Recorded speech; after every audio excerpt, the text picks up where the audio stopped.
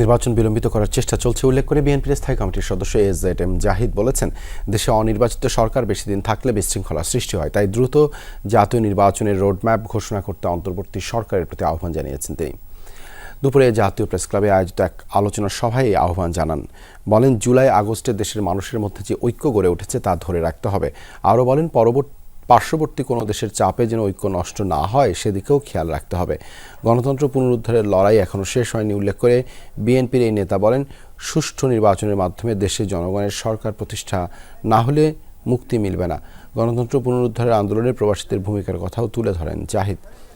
বলেন, বিএনপি চায় প্রবাসীদের ভোটাধিকার সহ সকল সুযোগ সুবিধা নিশ্চিত করা হোক। বাংলাদেশে হবে নির্বাচিত সরকার, তারা জনগণের প্রতিনিধিত্বশীল সরকার।